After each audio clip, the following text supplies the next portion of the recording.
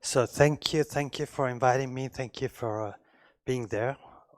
I will try to be extremely short. So the first point I will try to raise is the fact that first and foremost, mostly the energy question is first and foremost mostly an anthropological question in the vast sense of the word. Energy is not only a physical fact, but it's what human beings define themselves by in the form that the human gives to its relationship with energy.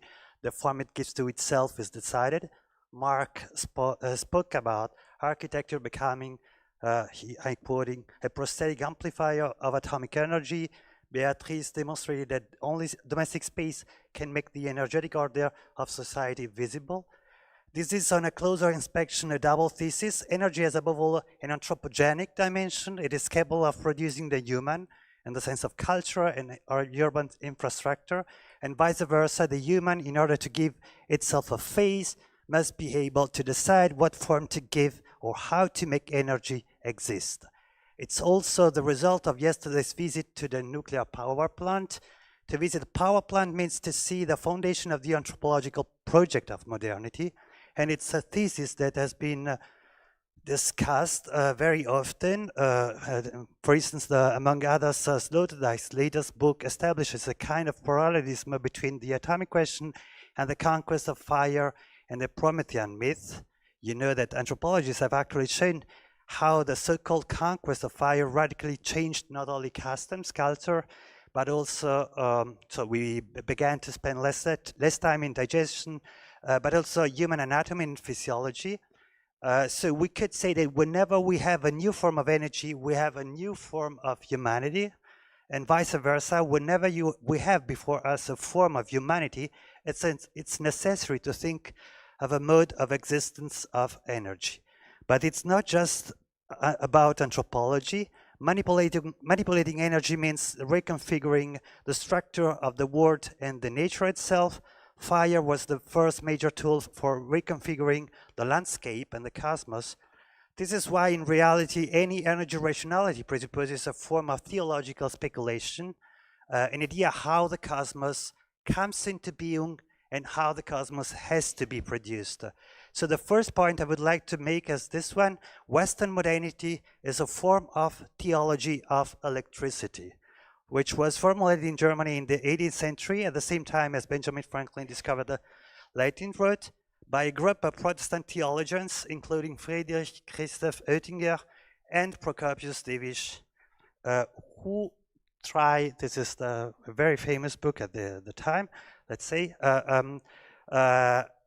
Procopius Divisch, for instance, in particular, make electricity the condition of possibility for the constitution of reality. Divisch rereads the creation myth in the Bible as the tale how matter was invested with a light, a fire that invests everything, even before the creation of the sun. I'm quoting, without the aid of electrical experiences, even the ancient recognized that all creatures and natural physical beings possesses with themselves a kind of fire, the electrical one, and throughout the world there is no matter or body that is not related to electric fire, or in which electric fire does not manifest itself in a way or in another. The electric fire hidden in everything is the most common phenomenon, and as such the first phenomenon ever in nature, from which everything derives its movement, change, and so on. And what is interesting is to realize that here electric fire is not just what animates matter, but it's the evidence that spirit and matter cannot be separated. There's another quote which is interesting. So electricity allows us to understand that the subtlest and most penetrable things lie hidden in the deepest womb of matter, or impenetrable things. Life is never separated from matter, for if matter were not filled with spirit, it would not be irritable, and no electric sparks would arise from it. End of quote. So it could be said that behind every technological form, there is a huge theological project, theological and not just technical, because what is at stake is the very existence of the cosmos and its form. Now, what I would like to emphasize is the fact that theology of energy today has changed. In fact, the way we build machines, the way and the purpose with which we use energy has changed. Energy has always been measured from what it makes possible. Federico spoke of work, of movement, but today, actually, the result of energy is thinking, subjective phenomenons in general. Let me explain. So the traditional machine was based actually on, sorry, I was,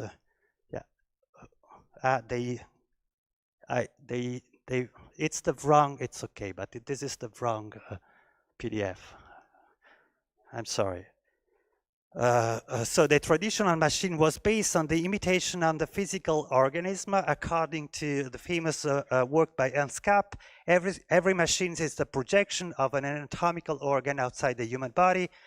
Machines were meant to do physical work, to magnify our arms, our legs. So think of cars, motors, planes, and so on. Today, the vast majority of energy is used for instance, Kate told us, AI, for cell phones, for work that is no longer physical, but it's purely spiritual.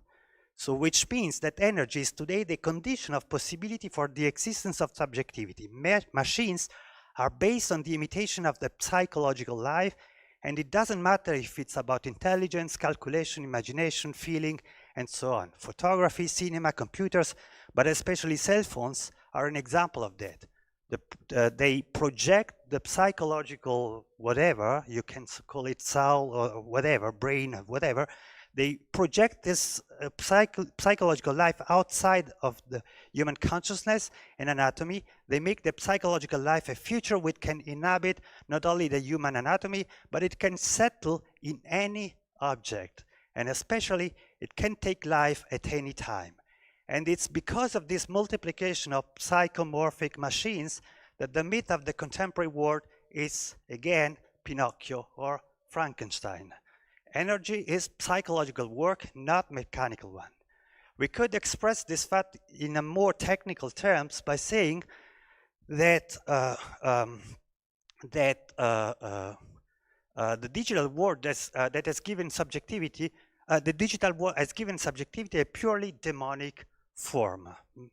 Machine must introduce a supplement of subjectivity, and this supplement is what we used to call demons. It was, for instance, Mark Fisher already said in his doctoral dissertation. He noted that cybernetic lexicon has shown a remarkable predilection for invoking the word demons. And I mean, we have one of the most important protagonists of cyberpunk literature, where the question of demonic existence was also all the time there. But what is a demon, actually? In ancient Mediterranean theology, a demon was a form of subjectivity able to binding to a body, but without needing any formal mirroring and strong ontological dependence between the ego and the body. And precisely because of its relative autonomy from the form and the nature of bodies, the demon can go anywhere, can circulate anywhere. This is why a theory of communication tends almost naturally to demonology. If machines are subjects, it's because subjectivity has begun to circulate everywhere. It has lost its status as the exclusive and privileged property of certain living bodies, and it doesn't matter if they are human, animal, or plant.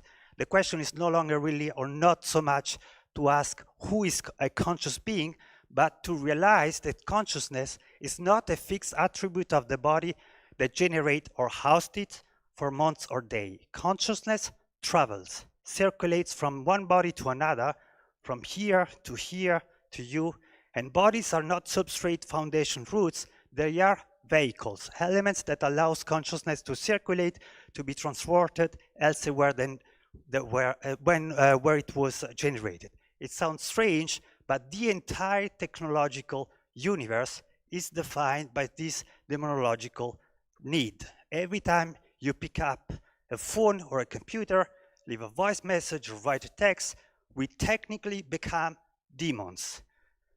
We turn material reality, not just human reality, into the demonic presence, into a form of subjectivity that no longer has an immediate and isomorphic connection with an anatomical corporeality.